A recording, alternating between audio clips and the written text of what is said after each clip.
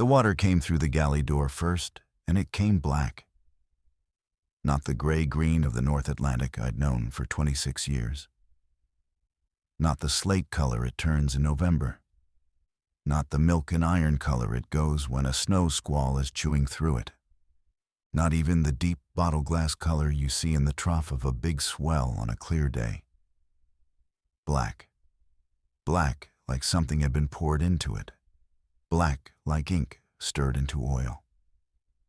It came under the doorframe in a thin, dark tongue, and it did not spread the way water spreads. It reached.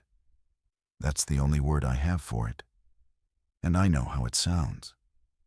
It reached, and it found the low seam in the deck plate, and it followed the seam the way a finger follows a scar. I was 3 decks down when I heard the bolt on the pilot house hatch slam home from the outside, and I knew before I understood it that Halloran had locked us in. The clock on the bulkhead read 3 o'clock exactly. Sharp. Not 2:58, not 3:04. 3 in the morning on the nose. And that detail has never left me, because a man doesn't do a careful thing in a panic. A careful thing means he'd planned it. A careful thing means he'd looked at his watch and waited, breathing through his nose in that quiet way he had, and let the second hand come around to the top of the dial before he moved. Somewhere above me, on a boat that had no working radio and 1 flare gun left in the emergency locker, my captain had made his decision hours ago and simply waited for the right minute to abandon 40 tons of steel, 11 crewmen, and me. I heard the survival skiff drop. I heard the winch scream. That particular metal complaint a davit makes when it's paying out cable faster than it was ever meant to pay it out. I heard the small, hard slap of a fiberglass hull meeting a black sea. And I heard, faint over the diesel groan of a dying engine, the single dry cough of a flare pistol being tested against the dark. He'd taken it. The last one. I want to say thank you to everyone who keeps coming back for these stories. And if this is your first night here, welcome aboard. If grounded survival stories like this one are your kind of thing, subscribe, leave a comment, and stick with me, because it genuinely helps keep this channel afloat. Now, let me take you back to the part I still can't forget.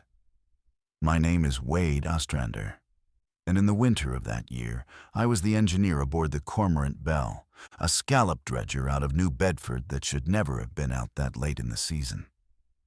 I was 49 years old. I had a bad knee that I'd earned falling off a ladder in a shipyard in Fairhaven, a good memory, and a reputation for being the man who could keep an old engine breathing when nobody else could. I'd never married.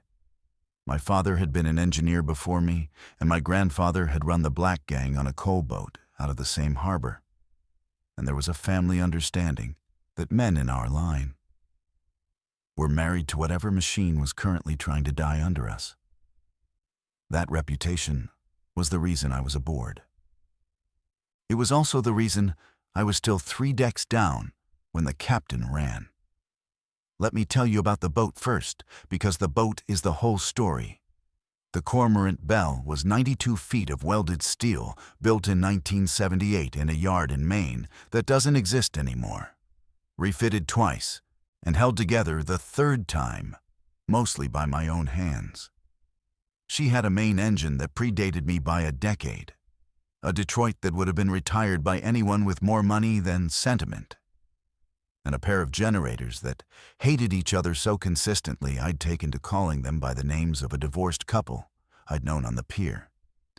She had a hull that had been patched so many times the plating chart in the engine room looked like a quilt my grandmother would have made if she'd been drunk and angry. I knew every weld on that ship. I knew which frame sweated in cold weather and which bilge pump you had to kick before it would prime and which cabin door you couldn't slam because the frame had gone soft where a leak in the 80s had rotted the plywood behind the steel. When you spend enough years inside a machine, you stop thinking of it as a thing you ride and start thinking of it as a place you live inside the body of. That's not poetry. That's just what happens. You know its heartbeat. You know when it's running a fever.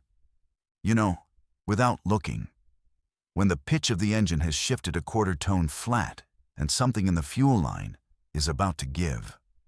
The owner was a man named Rennick Voss, who I'd met exactly twice and disliked both times.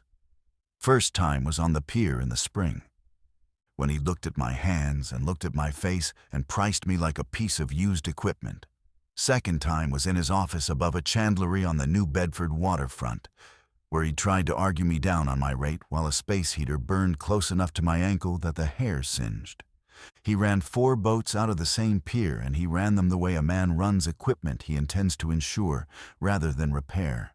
Late in the season, when the responsible fleet was already tied up and winterized. Hulls up on blocks and men drinking in the bars along MacArthur Drive. Voss sent the bell out on a run that everybody on the pier called what it was, which was a gamble against the weather and the calendar. The scallop beds down on the outer edge of George Bank were fat that year because nobody had touched them, and nobody had touched them because only a fool went out there in that cold. Captain Emmett Halloran was not a fool. That's the part that mattered later. He was 61, silver at the temples and clean-shaven every morning, even at sea, spare with words to the point that a full sentence from him felt like a favor. And he'd fished those grounds for longer than I'd been alive. He'd started on a wooden dragger out of Gloucester when he was 14 years old, and he'd never done anything else.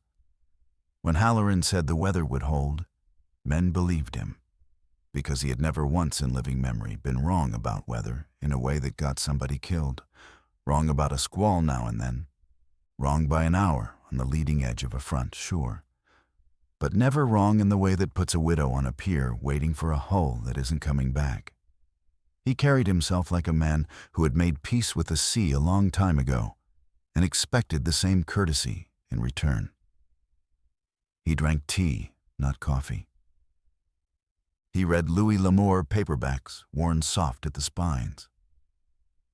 He had a habit of standing at the wheelhouse glass, with his hands clasped behind his back, like an officer on a bridge in an old photograph.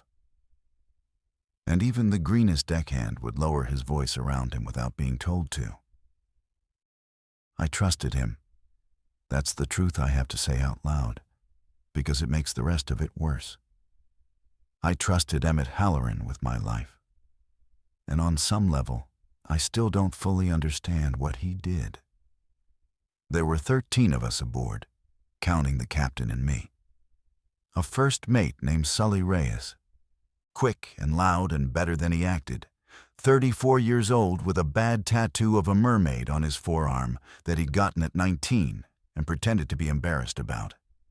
A cook named Pinard who'd lost 2 fingers to a winch in the 80s and never let anybody forget it, and who could turn a 5-gallon can of tomatoes and a bag of onions into something that made grown men cry with gratitude at 2 in the morning. 8 deckhands, most of them young, a couple of them green enough that this was their first winter run, and they hadn't yet learned to layer their socks or where to stand when a wave broke green over the bow. And a man I'll come back to, because he doesn't belong in a simple list.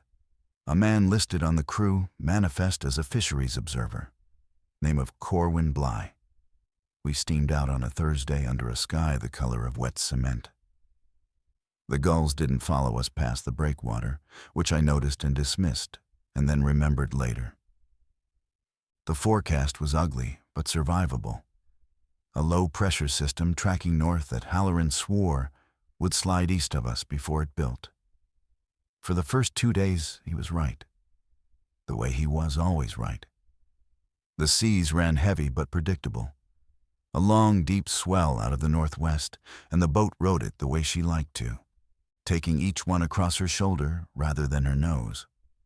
We worked the dredges hard. The catch was everything Voss had promised, so heavy the deck crew were exhausted and grinning at the same time, hauling up baskets of scallops the size of a man's palm, the shells pale and clean, the meats fat inside them. Pinard fried some in butter and pepper the first night and passed them around the galley on a piece of paper towel. And even Halloran took one, which was as close as he ever came to a celebration. I spent those days below, nursing the main engine through the strain of the dredge winches, watching my gauges, changing filters, listening to the pitch of the machine the way you'd listen to a person's breathing at a hospital bed. Oil pressure a hair high, which meant the pressure sensor was tired, not the pump. Coolant temperature steady, exhaust note clean when the load came off. She was working, and she was working honest. And I let myself feel the small satisfaction a man in my trade allows himself when a difficult old machine does what he's asked of her. Then on the third night, the barometer did something I'd never seen it do. It didn't fall, it dropped. 10 millibars in 90 minutes. A plunge so steep I went up to the wheelhouse to tell Halloran the instrument had to be broken. I climbed the ladder 2 rungs at a time despite the knee, wiping my hands on a rag as I came up, ready to make the small joke I always made about the wheelhouse being the only place on the boat where a man could sit down without earning it. I didn't make the joke. The wheelhouse was dark. He'd killed the interior lights, every one of them, even the little red bulb over the chart table that stayed on out of habit as much as need. He was standing at the glass with the darkness of the sea and the darkness of the sky making a single wall in front of him. And he was staring out at a horizon I couldn't see. And he said one thing to me that I've turned over in my head 1,000 times since. He said, "It came from the wrong direction, Wade. That's all. Not the storms here, not we need to run, not batten down, just that it came from the wrong direction." And then he told me to go make sure the engine could give him everything she had, because we were going to need to outrun something. I stood there a moment. I remember the pause. I remember thinking about asking, opening my mouth to ask. And I remember him not turning around, not looking at me, just holding that same posture at the glass with his hands clasped behind his back. And I remember deciding that a captain who wanted you to know a thing would tell you the thing. I didn't ask what. I should have. That's the first regret. And it's a small one compared to what came after. But it's where the trouble started. I went below, and I made the engine ready. And I didn't ask my captain what he'd seen on that horizon that scared a man who'd never been scared. I did what an engineer does when he's told to prepare. I topped off the day tank from the wing tanks, and I bled the fuel lines, and I ran a quick check on the raw water intakes, because a hard run in cold weather is where a raw water pump likes to die on you. I chased Pinard out of the engine room where he'd come down to complain about a fluorescent tube in the galley that was flickering. And I told him the tube would have to wait. And he looked at my face and did not argue, which was unusual. I remember him going back up the ladder without a word. And I remember thinking, briefly, that even the cook could feel it. The storm hit at midnight. And it was not the storm we'd been promised. I've been in weather. 26 years, you see it all. And the sea has 100 ways of trying to kill you. Most of them loud and stupid and survivable if you keep your head. I've been in a Force 10 in the Gulf of Maine with a broken stabilizer.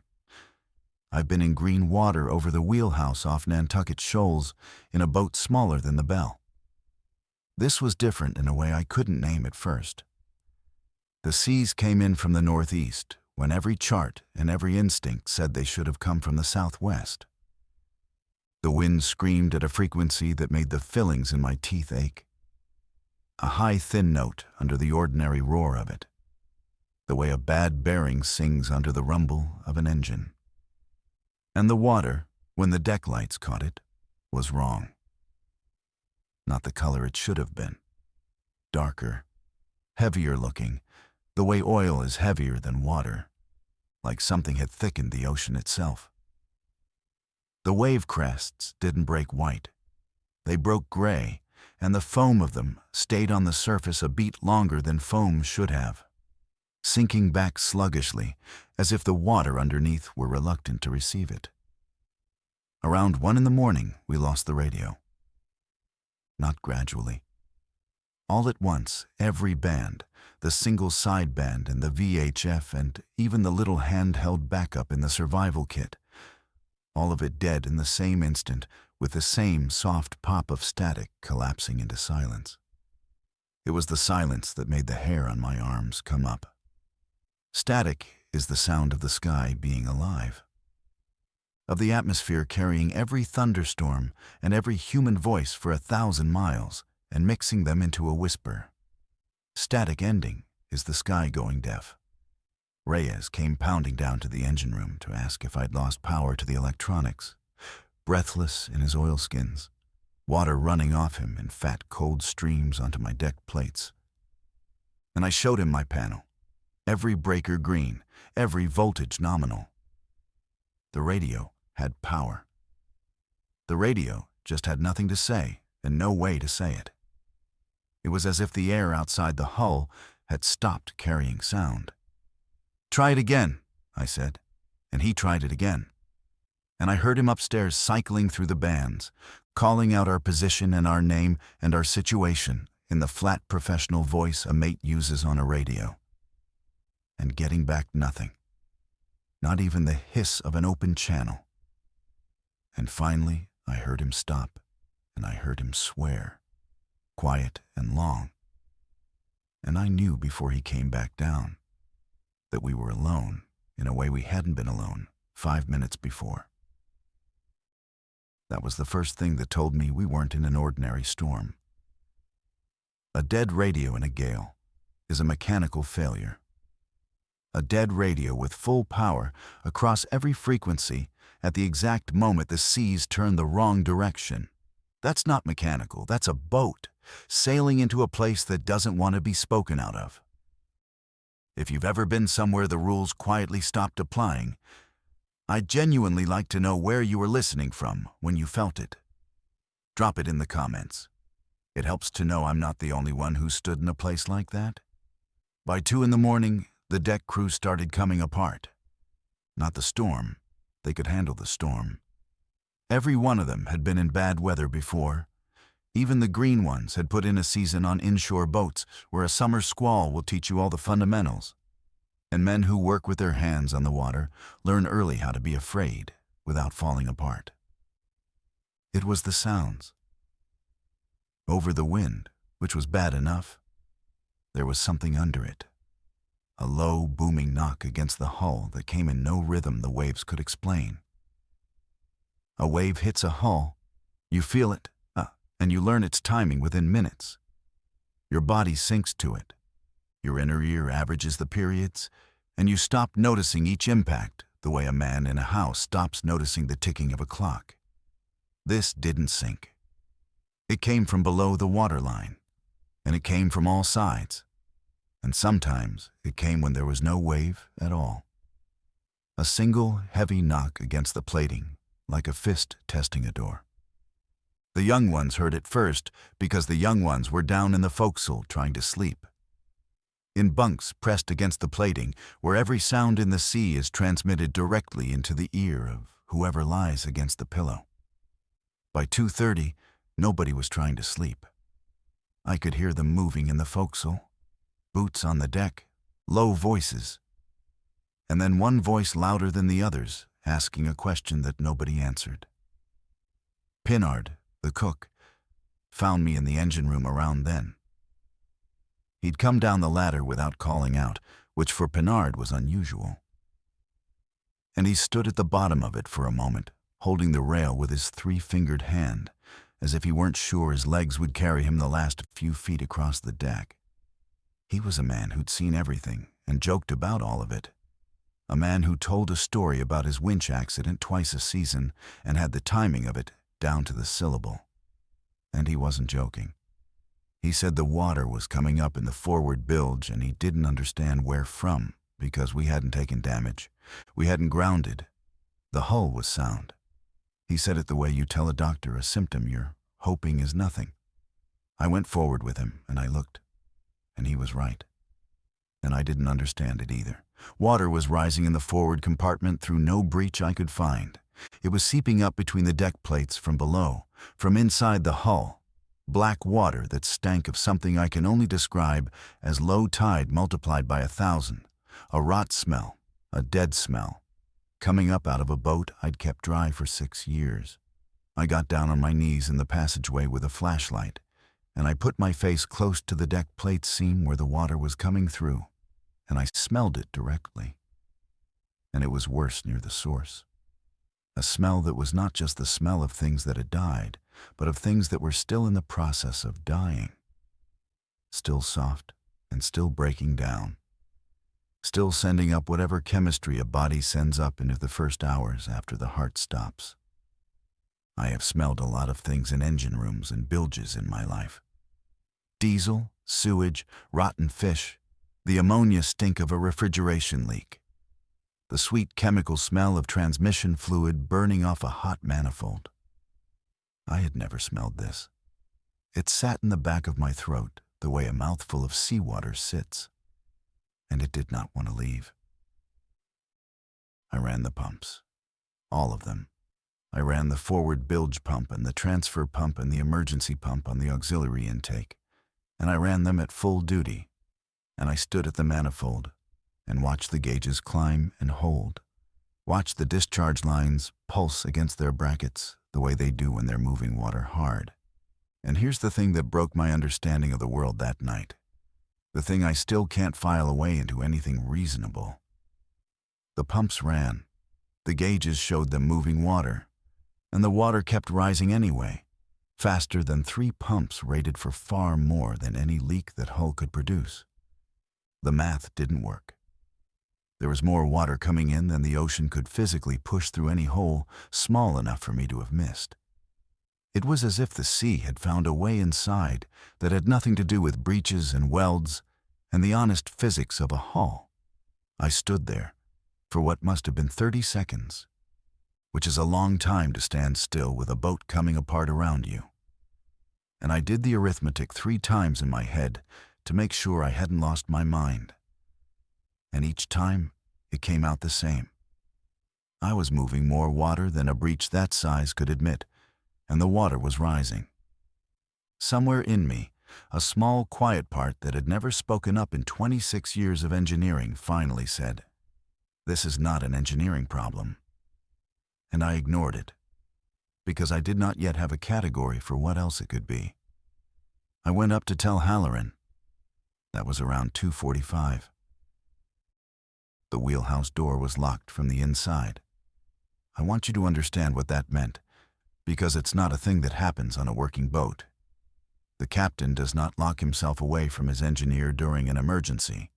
There is no procedure, no reason, no version of good seamanship in which that door is bolted against the man who keeps the engine alive. I pounded on it with the flat of my hand, and then with the heel of it, and then with a wrench I'd been carrying. And I called his name, first sharp and professional, the way you'd call a name on a working deck, and then louder, angry, the way you call a man who has forgotten you exist. And through the small square of glass, I could see him, Emmett Halloran, standing at the chart table with a lantern. And he was not looking at charts. He was looking at me. He'd heard me the whole time. He met my eyes through that glass, and his face was the face of a man who had already decided something and was sorry about it. And he mouthed 2 words at me that I read clear as if he'd shouted them. He said, "Get below." Not go below. Get below. Like he was telling me to hide. There was something in his face I have never been able to describe cleanly. It wasn't panic. Halloran didn't panic. It wasn't apology, exactly, though the sorry was in it. It was the look a man wears when he has arranged for a thing to happen and cannot now unarrange it, and would like the last person he sees to know that he is aware of the cost. He held my eyes for a beat longer than a man normally does. He nodded once, very small, the kind of nod a captain gives when he's dismissing a hand from the wheelhouse, at the end of a watch. And then he turned away from the glass, and he did something with his hands that I couldn't see. And a moment later, I heard the sound that told me everything. The mechanical clatter of the survival skiff's release, the whine of the davit winch, the boat that was supposed to carry all 13 of us if it came to that, dropping into the black water with one man aboard. And then the flare. That single dry cough from the aft deck. He'd gone to the emergency locker before he ran. And he'd taken the flare gun, the last flare gun, the one signaling device left on a boat with a dead radio in the middle of a storm no one on shore knew had turned. He fired it once, up into that screaming dark, and I understood only later that he wasn't signaling for help. He was signaling to something, and he wanted it to follow him. I stood at that locked door, with the storm trying to peel the wheelhouse off the deck above me, and I did the only thing left to do, which was go find the other 11 men and figure out how to keep us all alive on a sinking boat that our captain had just deliberately abandoned to save his own skin. Except that wasn't what he'd done. It took me most of that night to understand it, and by the time I did, I'd have given anything to go back and not understand it at all. I found Reyes first, the first mate, in the galley with 4 of the deckhands, all of them white-faced, all of them looking to me because I was suddenly the senior man aboard. The galley had gone from the warm, bright room it was during a working night, all fluorescent light and the smell of coffee and Pinard's chowder on the burner, to something colder and harder. The fluorescent tube in the corner still flickering the way Pinard had complained about, throwing a bad strobe across faces that already looked like they'd been photographed for something official. Reyes had heard the skiff go. He'd been on deck when it happened, close enough to see the captain climb down into it alone, close enough to shout. And he told me Halloran had looked up at him and said something Reyes couldn't hear over the wind, and then had pushed off into the dark and gunned the little outboard away from us at an angle that made no sense, not toward shore, not into the wind, but crossing our wake, moving to put distance between the skiff and the bell as fast as that small motor could manage. He left us to die, Reyes said, and his voice cracked on it, because Sully Reyes had known Halloran 15 years and worshipped him a little, the way a mate does a great captain. 15 years, Wade. He left us to drown. He said it twice. I remember that. He said it, and then he sat down hard on the bench along the galley bulkhead, and he said it again, quieter, more to himself than to me, as if he needed to hear the words in his own voice to make them true. And one of the deckhands, a kid named Peltier from up near Bangor, made a small sound in his throat that was going to become a sob if anyone let it. I didn't answer, because I was doing engineer's arithmetic in my head, and the arithmetic wouldn't sit still. Halloran had taken the flare and fired it away from us, drawing a line of red light across the sky in a direction that led away from the boat. Halloran had gunned the skiff to cross our wake and put water between himself and us. If he'd only wanted to save himself, he'd have run downwind toward the shipping lanes and prayed. Instead, he'd made himself loud, made himself visible, made himself a moving target, and pointed all of that noise and light away from the Cormorant Bell. I didn't have the shape of it yet, but I had the first edge of it, and the edge was this. Whatever was coming up through our hull in that black water, whatever was knocking on our plating with a fist that had no wave behind it, Emmett Halloran had known about it before I did. He'd seen it on the horizon 2 nights ago and told me it came from the wrong direction. And at 3 a.m, he had turned himself into bait to lead it off the boat. I didn't believe that yet. What I believed yet was that my captain was a coward and I had 11 men to save. But I filed the arithmetic away, the way you file a strange reading on a gauge, and I got to work. First problem was the water. I put the two strongest deckhands, a kid named Torrance and a big quiet Cape Verdean named Almada, on the pumps and the bilge, told them to keep the water moving and to sing out the second the rate changed. I gave them each a length of dowling I keep in the engine room for measuring bilge depths. And I told them to mark the rise against the frame every 10 minutes and shout the numbers up the passageway. Second problem was the engine, because a boat with no engine in that sea was a coffin. And I could feel through my feet that the main was laboring, taking on that same black water into the bilge around her mounts. The pitch of her running a quarter-tone flat now, the way I'd feared she would go the first hour we shipped water. Third problem was the 11 scared men. And the third problem was going to kill us faster than the first two if I didn't get on top of it. Because scared men on a sinking boat make the kind of mistakes that turn a hard night into a mass grave. So I lied. I stood in that galley with the boat pitching hard enough to throw a man off his feet, one hand on the overhead rail and one on the edge of the mess table. And I told them the captain had gone for help, that the skiff had a handheld beacon, that Halloran was a legend on these grounds, and he'd bring the Coast Guard down on us by dawn. I told them the flare had been a signal to a boat we couldn't see on the horizon, another dragger, maybe a long liner running late, and that Halloran had spotted her lights when he came up on deck, and had known that a small, fast boat had a better chance of reaching her than the Belle did against the wind. I said it flat and certain, in the voice I used to tell a nervous owner his engine will make it home. And I watched it land. Reyes knew it was a lie. I saw him know it. His eyes changed for 1 second, sharp and clear. And then he made a small decision behind them, and he was with me. God bless him. He stood up straighter and said, "You heard the engineer." And just like that, the room had a spine again. Peltier stopped making the sound in his throat. One of the other deckhands, a squat, quiet man named Kovac, stood up and went to the coffee urn, as if he'd remembered he could still perform a normal action. And the smell of coffee, thin and burnt and utterly ordinary, did more to steady the galley than anything I'd said. If you've ever had to lie to people to keep them alive, you know it doesn't feel like leadership. It feels like theft. You are stealing their right to face the situation with clean eyes.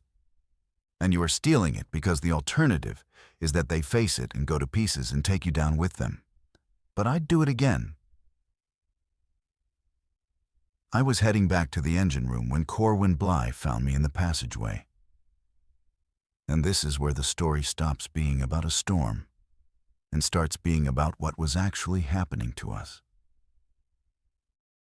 Bly was the fisheries observer. Every commercial boat carries one now and then, a government man who rides along to count the catch and log the bycatch and make sure the boat follows the rules. They're usually young, usually seasick, usually ignored. They keep to themselves, they eat what the cook puts in front of them, they scribble in a notebook, and they take a checkered flag to a windrow of scallops on the sorting belt and pull out the undersize and the bycatch for tallying. Bly was none of those things. He was maybe 55, dry and gray and calm, with the kind of stillness that I'd taken for seasickness the first day out and had since revised. He didn't scribble in a notebook where anyone could see him. He'd spent the whole run watching things that weren't the catch. I'd caught him twice standing at the rail at odd hours with an instrument I didn't recognize. Something that wasn't a camera and wasn't a phone, held out over the water like a man taking a temperature. Once, in the second night out, I'd seen him kneeling on the aft deck with a small vial and what looked like a syringe, drawing a sample from a bucket he'd hauled up on a line. When he'd seen me, he'd smiled the small, polite smile of a man caught doing something harmless, and I'd let it pass, because a fisheries observer with a hobby wasn't my problem. He stopped me in the passageway with a hand on my arm, and his grip was stronger than a paper-pushing observer's grip had any right to be.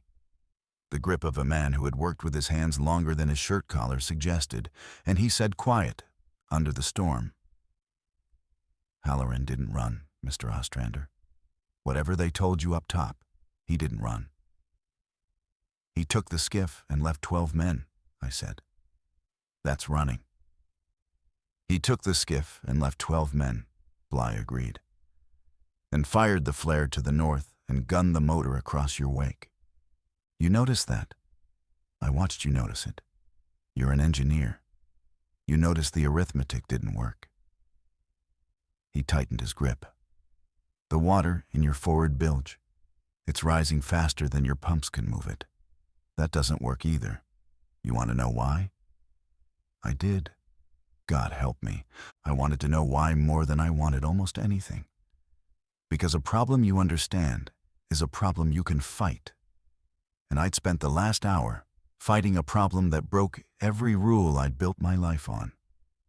There is a particular hunger an engineer feels when the machine stops making sense. A bone-deep need for a diagnosis, even a bad one, because a named enemy is a smaller enemy than an unnamed one. Bly took me forward, not to the flooding compartment, but to the small cabin he'd been given, the one nobody had thought about. Tucked into the port side aft of the forecastle where the observer bunks by tradition because it's the worst cabin on the boat. And he'd turned it into something that was not an observer's cabin. The bunk had been pulled up, and something was bolted underneath it that shouldn't have been. There was equipment I didn't have names for, matte black boxes with small screens, a laptop running on a battery pack, the battery pack itself larger than any I'd seen used by a civilian, and a chart pinned to the bulkhead that was not a fishing chart. It was a chart of the sea floor. Bathymetry, contour lines showing the shape of the bottom 200 feet below us, in a detail that no NOAA chart I'd ever seen carried. The lines were tighter, the annotations coded in a shorthand I didn't recognize. And someone, Bly, had drawn on it in red grease pencil, a rough circle around a feature on the bottom. And inside the circle he'd written a date and a word. And the word was containment. I'm not a fisheries observer, he said, which by then I'd guessed. I'm here because 11 days ago, a monitoring station on the Outer Banks stopped reporting. It sits on the bottom right there. He tapped the red circle with a fingernail that was bitten short. It's not a fishing station. It's a containment station. It sits on top of something that was put down there in 1971 and was never supposed to come up. I asked him what. He looked at me for a long moment, and the boat groaned around us, and the black water knocked against the hull with that fist that had no wave behind it. And Corwin Bly said, I don't fully know. That's the honest answer. And I've been lying to people my whole career, so believe me when I say I'm not lying now. I know what it was called on the paperwork. I know it was biological.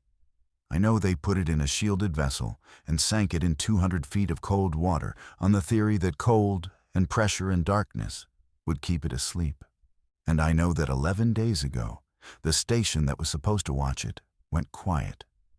And I know that the water on the Outer Bank has been getting darker and warmer at the bottom ever since. And I know that whatever is in your bilge is not seawater. I told him that was insane. That's exactly what I told him, standing in that cabin, watching the small red numbers on one of his black boxes climb and fall in a pattern I couldn't read. That it was the raving of a man who'd been alone with his instruments too long. I said it flatly, without heat, the way a man dismisses an idea that has already begun to make sense to him and that he does not want to allow. And then Almada started screaming from the engine room. We got there in under a minute. I don't remember the ladder or the passageway. I remember the sound of my own boots on the deck plates and the way Bly moved behind me, faster than a man his age should have moved, and the way the boat rolled hard to starboard as we came into the engine room and threw us both against the bulkhead. Almada was up against the aft bulkhead, one hand gripping a stanchion so hard his knuckles had gone the color of bone, and Torrance was down on the deck plates in the black water that had risen to shin deep. And Torrance was moving wrong. That's the only way I can say it. He was thrashing in the water, but he wasn't trying to get up. He was pressing himself down into it. His face turned toward the flooded deck like a man trying to drink from a puddle, and the black water around him was moving in a way that had nothing to do with the pitch of the boat. It was climbing him. It was moving up his arms against gravity, against the roll, in thin dark threads that found the skin and held.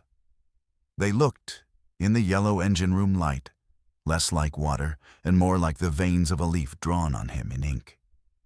Almeida said Torrance had slipped, had gone face first into the bilge water, had come up choking on it, and then had gone quiet and gone back down into it on purpose. That's what Almeida kept saying, on purpose. He went back down on purpose. He said it in the flat, repetitive way a man says a thing, when the saying of it is the only thing keeping him upright. I hauled Torrance out of the water by his collar and his belt, my bad knee screaming under the load. And the black threads came off his skin reluctantly, like they had roots. And where they'd been, the skin was gray and wet-looking, even after I'd dragged him clear. Gray the way a fish looks when it has been in a cooler too long. He was breathing. His eyes were open. And he looked at me the way Halloran had looked at me through the glass, like a man who knew something and was sorry. And he said in a voice that was his voice, and also somehow slower, thicker, like his mouth was full of the water, he said, "It's warmer down there, Wade. It's warmer down where it is."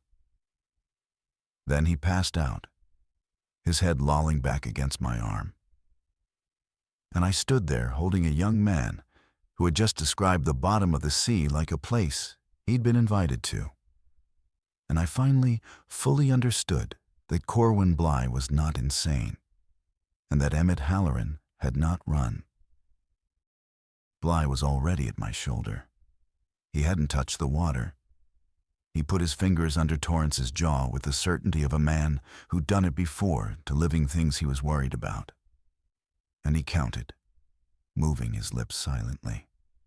Then he said, "Get him up. Get him out of these compartments. Now." We got Torrance up to the galley and away from the water.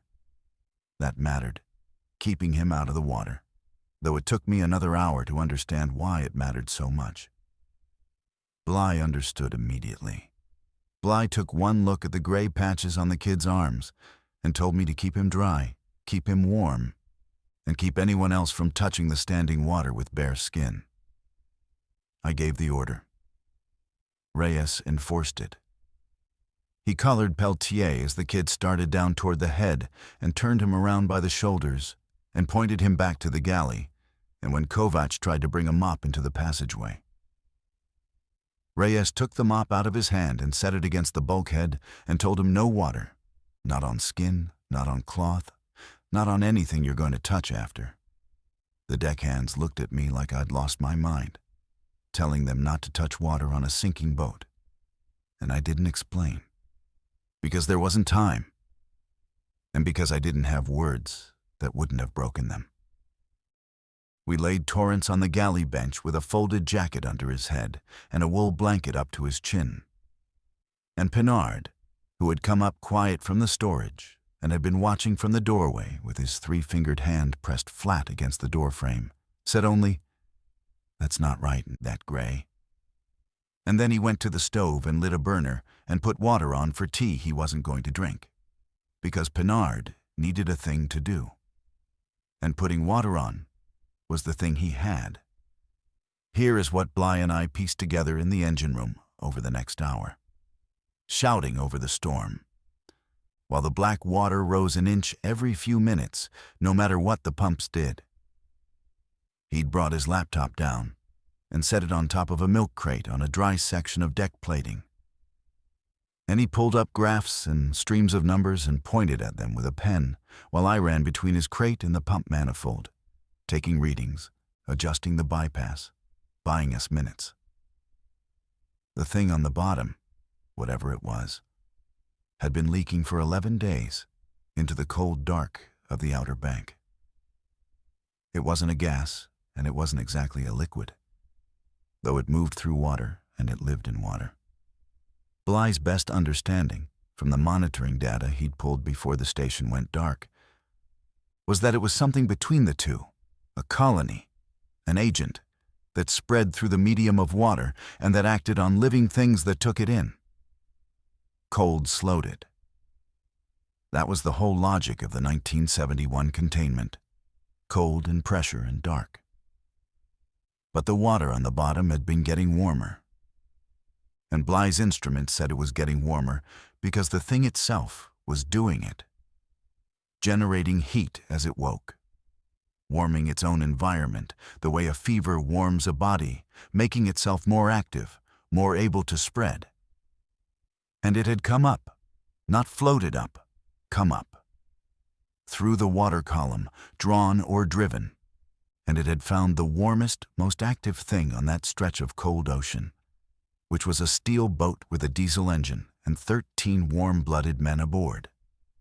And it had come up our hull the way it had come up Torrance's arms, through any water it could touch, and it was filling our forward compartments, not because we were sinking, but because it was climbing into us.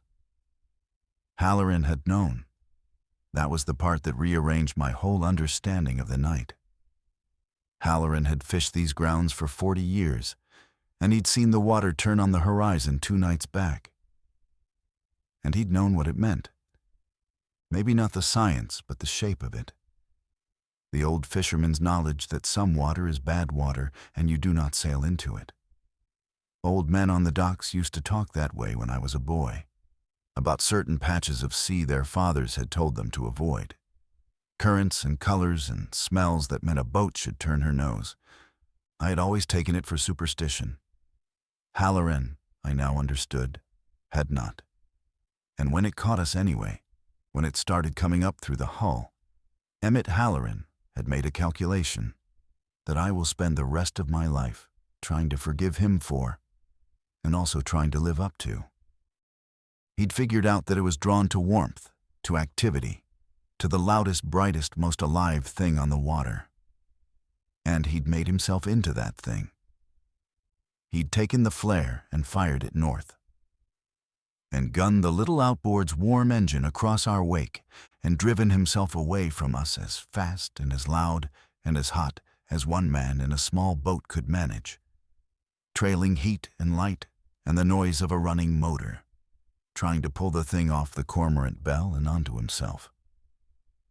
He'd locked the wheelhouse so I couldn't stop him. He'd told me to get below because below, in the engine room, in the heart of the warm, loud machine, was the last place the thing would look once he'd made himself the brighter target. He hadn't abandoned the ship. He'd tried to be the sacrifice that saved it. And I'd stood at that locked door and called him a coward. Do you think a man like Halloran owed us the truth before he did what he did? Or was the lie of looking like a coward the last kindness he had left to give? I've argued both sides of that with myself for years. If he'd told me, I might have stopped him. If he'd told me, I might have gone in his place and left him with 11 men who needed a captain more than they needed an engineer. If he'd told me, one of the deckhands might have heard, and the panic that theft of a lie held back in the galley might have come loose an hour earlier. And none of us would have made it to dawn. I still don't know. Tell me what you'd have thought, standing at that glass. But knowing what Halloran had done didn't save us, because Halloran's plan had a flaw. And the flaw was that it hadn't fully worked. Some of the thing had followed him. I have to believe that because we survived the night and we shouldn't have. But not all of it had. Enough had stayed in our bilge, in our forward compartments, in the black water climbing our hull, to keep coming up into the boat. And it had torrents now, or part of it did, some seed of it under his gray skin. Warmer down there, warmer down where it is. The pumps were the first battle, and it was a battle I couldn't win by pumping. Every gallon of that water we moved overboard was a gallon of the thing we were putting back into the sea it came from. And it just came back up through the hull, drawn to the warm, loud boat. It was like bailing a bucket that was standing in a rising tide. Bly figured it before I did. He said, "You're not fighting a leak. You're fighting a tide that wants to be here. You can't pump out what's choosing to come in." And he was right. And it was one of the worst things anybody has ever said to me, because it meant every instinct I had as an engineer was useless. My whole life was keeping water out of hulls. 26 years of learning where seawater will find a way if you give it half a chance. Of chasing weeps and drips, and the slow, patient corrosion that turns a good weld into a bad one. Of understanding that the ocean is a persistent and stupid thing that will, given enough time, find every failure of your work. And the water didn't care about my hull. It came up through solid steel plating, not because the plating had failed, but because water is never fully absent from a boat. There's always a film, a sweat, a seep, and the thing could travel through any water at all.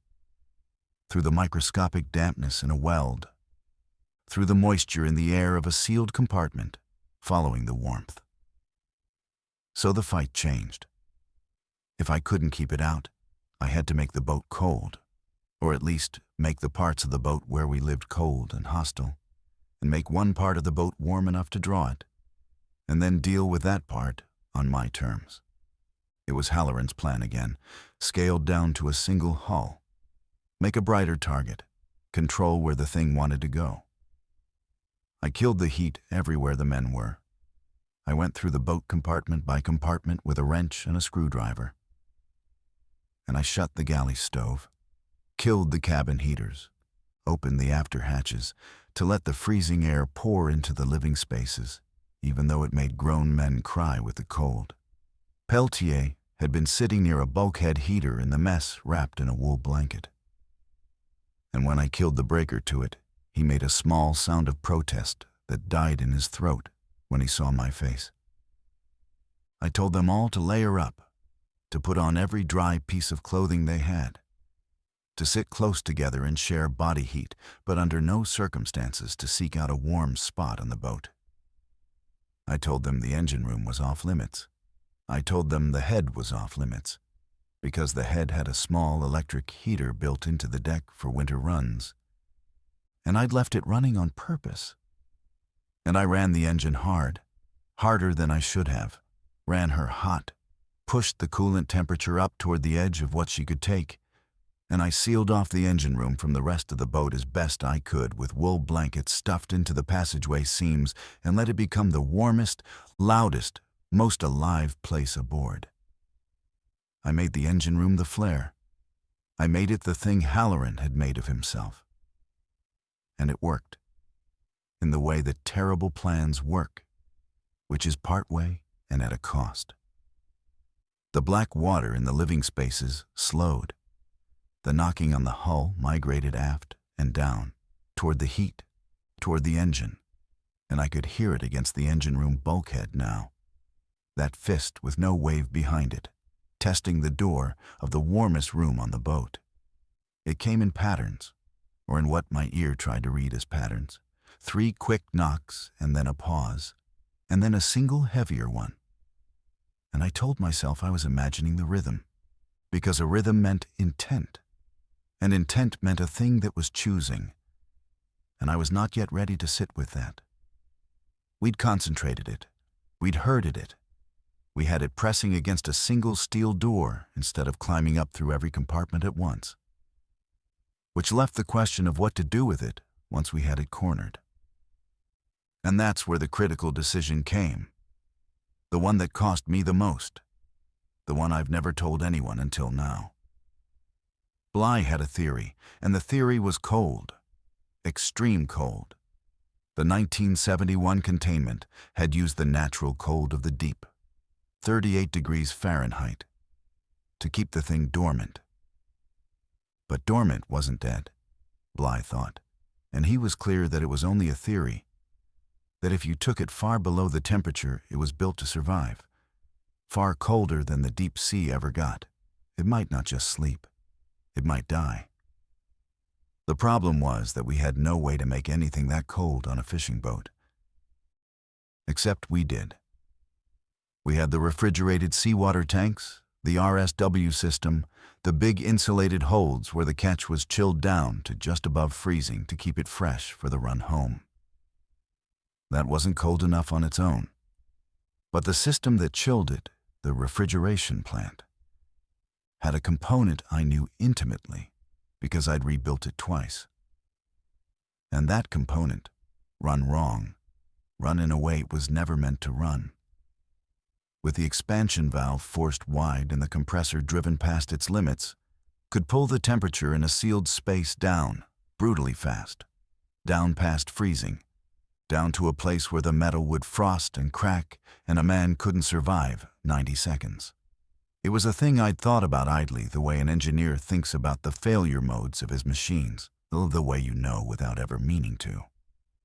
That a certain valve can be forced past its stop, and a certain compressor will run for a limited time on the wrong side of its spec sheet before it shakes itself to pieces. I had never thought I would use that knowledge. I did not want to be a man who knew how to run a refrigeration plant into a killing frost. But I was that man, that night. The plan was this, and it was ugly, and it was the only plan we had. Draw the thing into the forward RSW hold, the big insulated fish hold, empty now because the catch was aft. Draw it in with heat, with a portable heater and a running pump circulating warm water. Make the hold the new flare. Seal it, and then run the refrigeration plant backward and past its limits until the hold went so cold that nothing living could stay awake in it, and pray that the thing that had slept for 50 years in cold water couldn't survive cold that no water ever reached. The problem was Torrance, because Torrance had it in him. The gray under his skin had spread while we worked, up his arms, across his collarbones, into the hollow at the base of his throat. And he'd gone quiet in a way that wasn't sleep. And every so often, he'd turn his head toward the sound of the water like a man hearing his name. Pinard had stayed with him in the galley, sitting on the bench beside him with the towel he used for a shoulder rag, dabbing at Torrance's forehead now. And then in the way old cooks tend to men they've fed. And Pinard had said quietly, when I came through, that the boy had spoken twice, both times in a voice that was almost his and not quite. Bly said gently, in that dry, calm voice, that the seat of it in Torrance was warm, was the warmest, most attractive thing on the boat to the rest of it, warmer even than my hot engine. Because it was the same thing calling to itself. Bly said if we put Torrance in the hold, the rest of it would follow him in. All of it.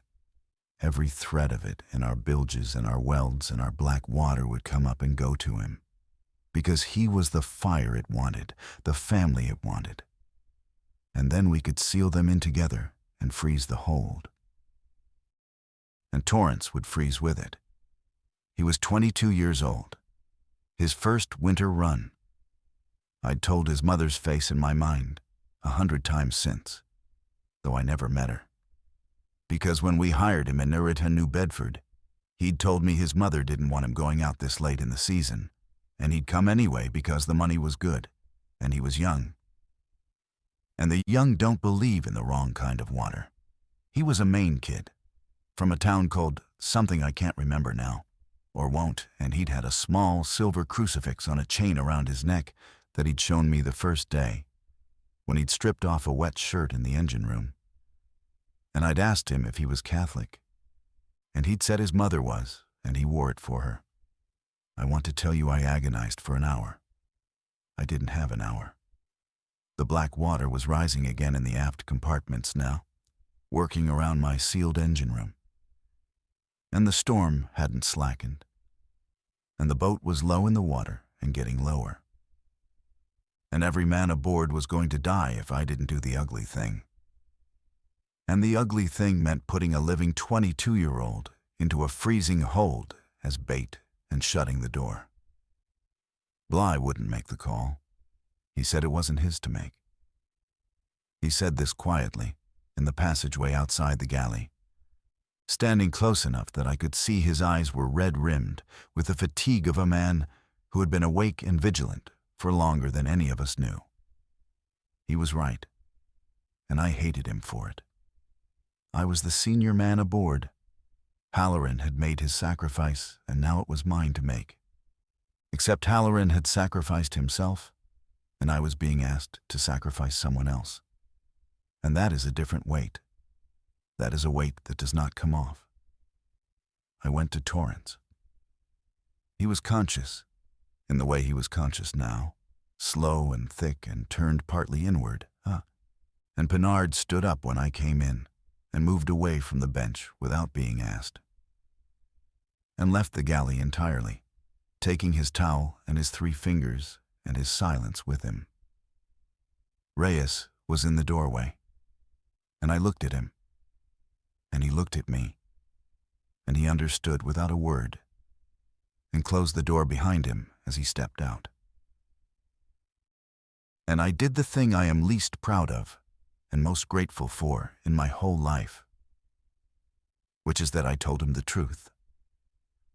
I crouched down next to that boy in the freezing galley, and I told him what was in him, and what it wanted, and what I was going to have to do. And I asked him, because I could not do it without asking, whether he would go into the hold. He was quiet for a long time. The storm filled the silence, the wind still going at the same pitch it had gone at since midnight, the hull still complaining, the black water still knocking somewhere aft. And then Torrance, 22 years old, on his first winter run, said something I have carried every day since. He said, "It's already showing me the bottom weight. When I close my eyes, it's warm and it's dark, and it wants me to come down. I've been fighting it since the engine room." He looked at me, and for that moment, his eyes were all the way his own, all the way clear. A young man surfacing one last time. And I saw the small silver crucifix at his throat move as he swallowed. If I go in the cold, does it stop showing me? Does it stop? I said I thought the cold would stop everything. I didn't lie to him. I didn't tell him it wouldn't hurt or that he'd be all right. I told him the truth, that the cold would stop it and stop him too, and that I didn't know a way to have one without the other. And he nodded, slow, and he said, "Then I'd rather be cold than go down there warm." And he stood up on his own, and he walked to the forward hold on his own, my arm around him only to steady him against the roll, past Reyes in the passageway who did not speak, past Pinard at the galley door, who crossed himself with his 3-fingered hand in a small gesture I do not think Torrance saw. And he climbed down into that insulated steel box on his own. And the last thing he said to me before I sealed the hatch was, "Tell my mother I didn't slip. Tell her I walked in." Then the black water came for him. It came up through the hold from every seam and weld and film of moisture. It came aft from the compartments where it had been climbing. It came in threads, and then in rivulets, and then in a black tide up over the deck plates of that hold. All of it, drawn to the warmest, brightest, most beloved thing on the boat, which was the boy who had part of it already in his blood. It went to him. I watched through the small hatch window as the black water climbed him the way it had climbed him in the engine room. And this time he let it, standing there in the cold hold with his eyes closed, letting the thing gather itself around him and into him. calling all of itself home, into a body that had agreed to be the trap. I could see the crucifix at his throat catch the light of the single bulb over the hatch. I saw his lips move once, and I do not know what he said. And I have chosen over the years to believe it was something for his mother. When the black water had all come forward, when I could hear through the boat that the aft compartments had gone quiet, when the whole living tide of it had gathered in that one sealed hold around that one dying boy, I ran the refrigeration plant the way it was never meant to be run. I forced the expansion valve wide. I bypassed the low-pressure safety cutout with a piece of wire I stripped from a spare lamp cord, my hands doing the work almost without me. 26 years of engineering compressed into 90 seconds of deliberate sabotage. I drove the compressor past every limit stamped on its plate, and I pulled the temperature in that hold down. Down through freezing, down past anything that box had ever held. So cold the hatch window frosted white in seconds and then cracked with a sound like a shot. So cold I could hear the steel of the hold groaning as it contracted, the fasteners along the coaming pinging one after another as the plating shrank against them. So cold that whatever lives in cold water met a cold that no water ever reaches, and could not stay awake in it, and could not stay alive in it. I ran it for 2 hours, long past when the knocking stopped, long past when there was any warmth left in that hold for anything to want. I stood at the compressor with my hand on the housing, and I felt the vibration change as the machine went past its rated speed and into the zone where a machine begins to consume itself. And I did not throttle back. I ran it until the compressor seized and died with a hard metallic finality that ran up my arm and into my shoulder. And by then, it didn't matter, because the hold was a block of black ice with a boy at the center of it, and the boat had gone still, and the black water was gone from every compartment I could reach. The storm broke at dawn. Just broke the way storms do sometimes. The wind dropping from a scream to a moan to a long, slow exhale. The seas flattening under their own weight the way a shaken sheet settles once you stop holding the corners. And a hard, cold, clean light coming up in the east over a sea that was gray-green again. The right color, the ocean I knew.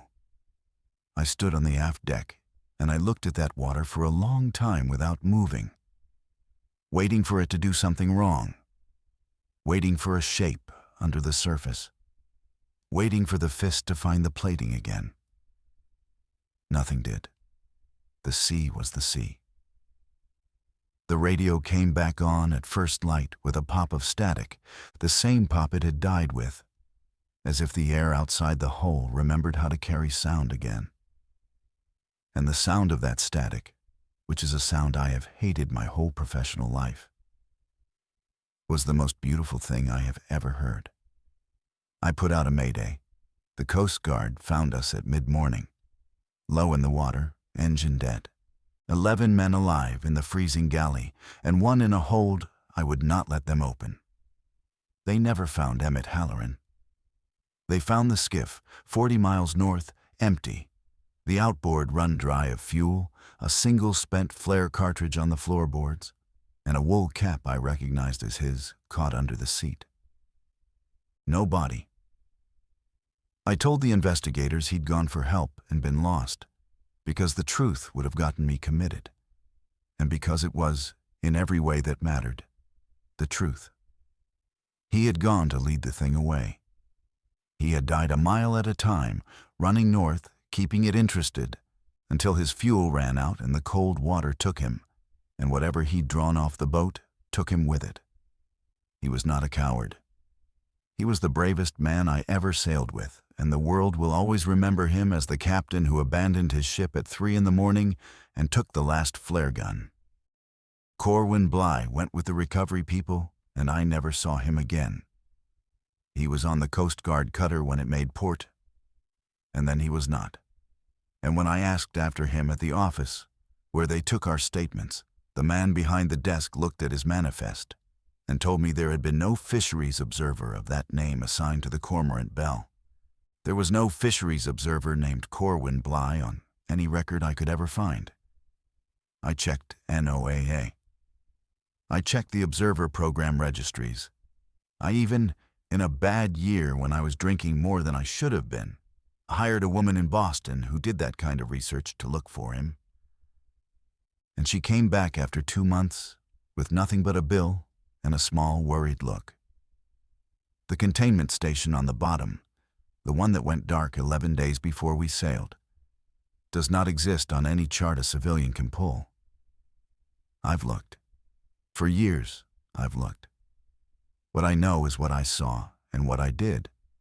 And what I did was freeze a 22-year-old boy into the heart of the thing to save 11 men. Because he asked me to, because he walked in on his own, because he'd rather be cold than go down there warm. They asked me, at the inquiry, why the forward hold had frozen solid, why the refrigeration plant had been run to destruction, why there was a crewman's body sealed inside a block of ice. I told them the refrigeration had malfunctioned in the storm and the boy had been trapped by a shifted piece of gear when he'd gone in to check on the catch. I told the story flatly and consistently, and Reyes told the same story, and Pinard told the same story, and Almada told the same story, and none of us met each other's eyes about it because we did not need to. They believed me, or they decided to, because the alternative was a thing no report could hold. Torrance went home to his mother in a closed casket. I never told her the truth of it. But I found her, a year later, in a small, clapboard house in a town north of Bangor, and I told her the one thing I could, the thing he asked me to tell her. I told her he didn't slip. I told her he walked in. She looked at me for a long time in the doorway, with the cold Maine air coming in past her, and she said, "Thank you for coming all this way, Mr. Ostrander." And she did not invite me inside, and I understood that too. And I went back to my truck, and I drove home, and I did not fish anymore after that year. I sold my tools. The bad knee finally gave out, and I let it. I took a small pension, and I moved into a cottage inland where I could not smell the water. And I filled the yard with tomato plants in the summers, and I let a stray cat move in. And for a long time I told myself I was fine. But I still wake at 3 in the morning, sharp on the nose, the way you do when your body has learned to fear a specific minute. And I lie in the dark, and I hear it sometimes. Faint, under everything, a single heavy knock against the wall of the house, like a fist with no wave behind it, testing a door. And I think about how cold slows it, but does not kill it. I ran that hold to the limit and passed it, and the compressor seized before I was sure. And Bly only ever called his freezing plan a theory. Somewhere on the outer edge of George Bank, in 200 feet of cold, dark water, there's a containment vessel that was put down in 1971 and was never supposed to come up. And somewhere in the New Bedford records, if you know where to look and you know what you're looking at, there's a scallop boat that was recovered with one hold frozen into black ice. And that ice was cut out and disposed of by men who didn't ask questions, into water that I have to believe was warmer than the ice. Warmer than the ice. That's the thought that keeps me up. That's the thought I can't put down, because the thing likes warmth. And ice, once you take it out of the freezer, does only one thing. It melts. If you made it to the end of this one, thank you for staying with me through the whole cold night of it. Tell me honestly in the comments, if you'd been the senior man aboard, could you have done what I did, or would you have gone down with all hands rather than seal that hatch? And if stories like this are your kind of thing, you know where to be. I'll be here, 3 in the morning, listening for the knock.